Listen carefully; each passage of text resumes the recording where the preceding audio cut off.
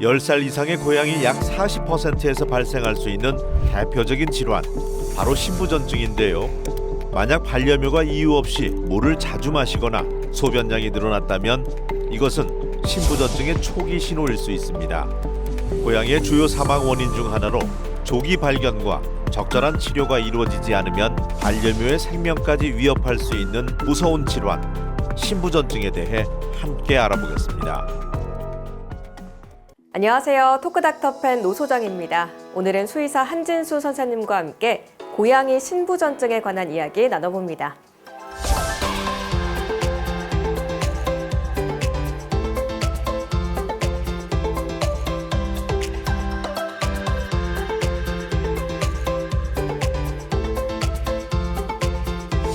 선생님 안녕하세요.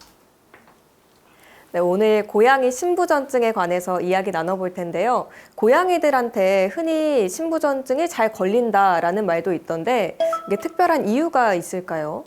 먼저 신부전은 특정 질환을 말하는 게 아니라 신장의 기능이 저하된 상태를 말합니다. 고양이는 사막에서 살던 동물입니다. 물이 부족한 사막에 적응하기 위해 물을 마시는 것보다 음식으로 섭취하려는 습성이 있습니다.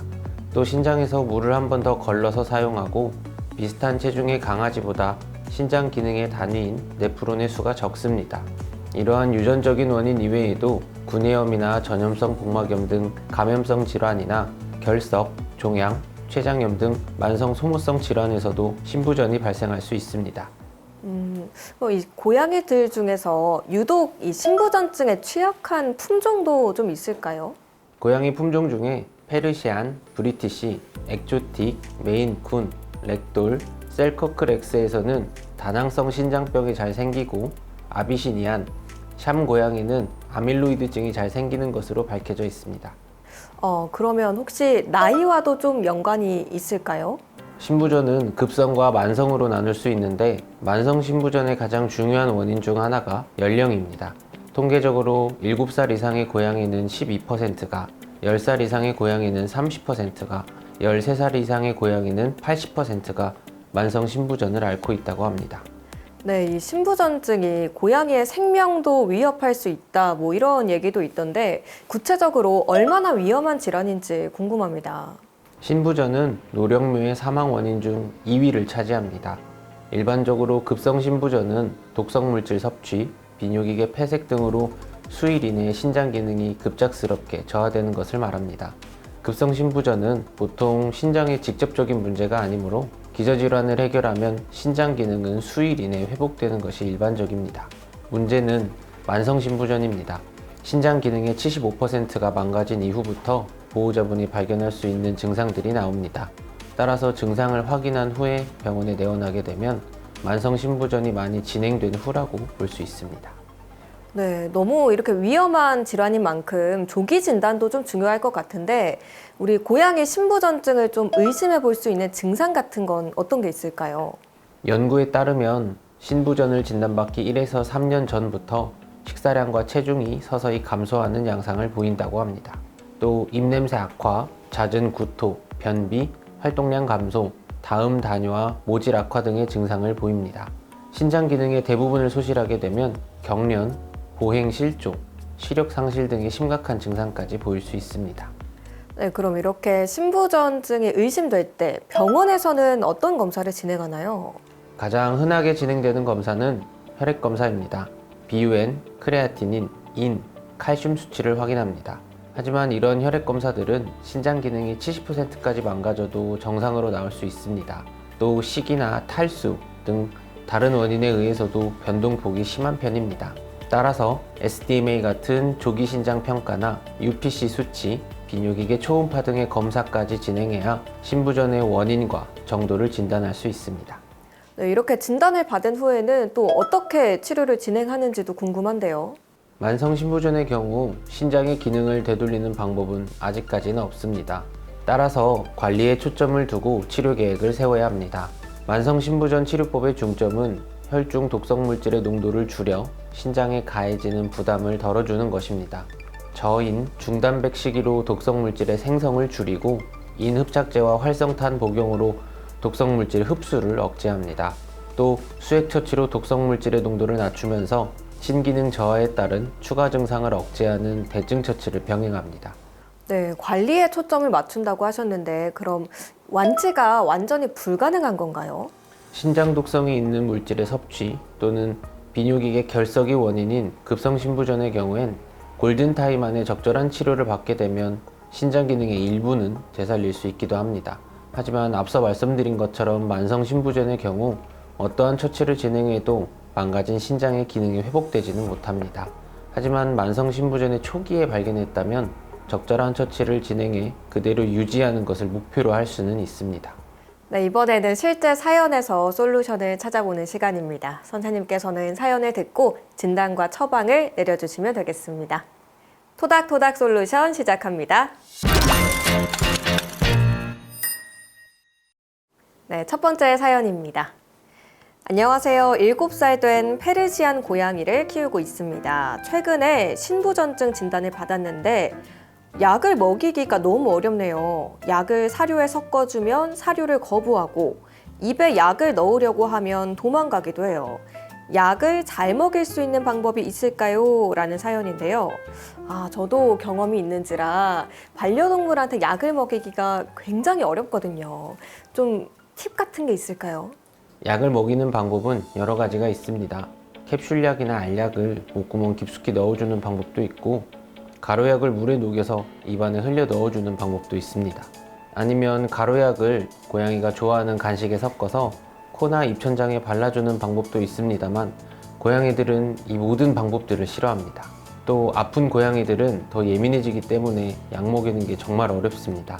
어릴 때부터 아프기 전에 약 먹는 연습을 보호자분과 같이 해보면서 어떤 방법이 덜 힘든지 알아두시는 것이 좋습니다. 사실 좋은 팁이라기보단 연습과 노력이 필요한 일입니다. 얘기를 들어보니까 너무 급한 마음에 팁만 말한 것 같아서 부끄러운 마음도 드는데 노력과 연습이 필요하다. 네, 우리 반려동물 건강을 위해서 열심히 연습해야 될 것 같습니다. 네, 그럼 이어서 다음 사연 들어보겠습니다. 안녕하세요. 저희 고양이는 10살 된 샴 고양이입니다. 최근 신부전증 진단을 받아 약물 치료를 받고 있는데 고양이의 상태를 더 좋게 만들 방법을 찾고 있습니다. 혹시 보조제나 영양제를 추가로 먹이면 치료 효과를 높일 수 있을까요? 라는 사연인데요. 보조제나 영양제, 신부전증 개선에 좀 도움이 될까요? 물론입니다. 병원에서도 말씀해 주셨겠지만 신장 보조제는 먹는 것을 권장합니다. 시중에 되게 여러 가지 보조제들이 있습니다. 그 중에 오메가3, 항산화제, 신장 전용 유산균 등은 효과가 좋다고 알려져 있습니다. 하지만 가장 중요한 관리법은 물을 많이 마시는 것입니다. 많은 도움 되셨나요? 지금까지 토닥토닥 솔루션이었습니다.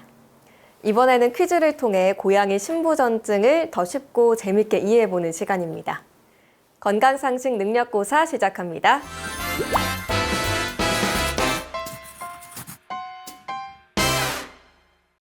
첫 번째 문제 풀어보겠습니다. 첫 번째 문제입니다. 건조사료만 먹는 고양이는 신부전증 위험이 높다. 그렇다면 O 아니면 X를 선택해 주세요. 전혀 모르겠는데요. 건조 사료를 먹는다고 신부전증에 걸릴까? 라는 생각이 좀 드는데 X를 선택하겠습니다. 네, 정답은 O입니다. 물론 건사료를 먹으면서 충분한 물을 마신다면 크게 문제되지는 않습니다. 하지만 고양이들은 물을 잘 마시지 않으려고 하기 때문에 건사료만 먹는 것보단 습식 사료도 같이 급여하게 되면 자연스럽게 음수량을 확보할 수 있습니다. 그러면 혹시 습식 사료를 주는 거 말고 또 음수량을 늘릴 수 있는 방법이 있을까요? 음수량을 늘릴 수 있는 방법에는 이제 물그릇의 크기나 위치, 높이 이런 것들을 좀 다양화해서 여러 군데에서 물을 마시게 하는 방법들이 있습니다. 그리고 고양이들이 이제 물그릇의 재질 이런 거에도 좀 영향을 받아서 유리나 스테인리스, 플라스틱, 자기 이런 것들이 있는데 플라스틱이나 그런 것들보다는 유리를 좀 많이 선호한다고 하더라고요. 그래서 그런 것들을 좀 다양화해서 아니면 요새 그 강아지 고양이용 급수기 같은 것들이 많이 있는데 그런 것들을 사용하시는 방법도 좋은 방법입니다. 네, 그럼 이어서 다음 문제도 풀어보겠습니다. 다음 문제입니다. 탈수 방지를 위해 수액을 자주 맞으면 좋다. 그렇다면 O 아니면 X. 정답은 무엇일까요? 사람들도 약간 탈수가 오거나 기력이 떨어질 때 수액 맞는 경우가 많잖아요. 그러니까 수액을 맞는 거는 문제가 될 것 같진 않아서 O를 선택하겠습니다. 네, 정답은 X입니다. 수액은 정맥수액과 피하수액으로 나뉩니다. 두 방법 모두 혈중 노폐물의 농도를 낮추는 데에는 효과가 매우 좋습니다. 하지만 혈압 증가, 그리고 과량 투여 시 폐수종의 위험 등 주의해야 될 점들이 많습니다. 따라서 수액 처치는 수의사의 처방에 따라 필요시에만 하는 것이 좋습니다. 시청자분들은 정답 많이 맞추셨나요? 지금까지 건강상식 능력고사였습니다.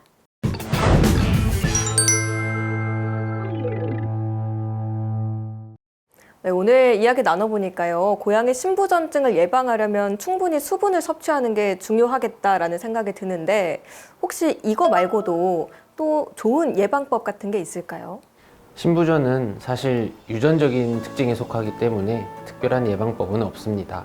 일반적인 방법으로는 과하지 않은 단백질과 인의 섭취, 그리고 음수량을 늘리는 방법이 가장 효과적이긴 합니다. 가끔 예방적으로 신장 전용 처방 사료를 먹어도 되냐고 여쭤보는 보호자분들이 계시는데요. 신장 전용 처방 사료는 단백질의 함량이 극단적으로 낮아서 예방적으로 먹기에는 적합하지는 않습니다. 또 만성 신부전은 미리 파악하기가 어려우므로 5살에서 6살 이후부터는 정기적인 건강검진으로 확인하는 것이 좋겠습니다. 토크닥터 펫, 오늘은 한진수 선생님과 함께 고양이 신부전증에 관한 이야기 나눠봤습니다. 다음 시간에도 반려동물을 위한 유익한 의학 정보로 인사드리겠습니다. 함께 해주신 시청자 여러분 고맙습니다.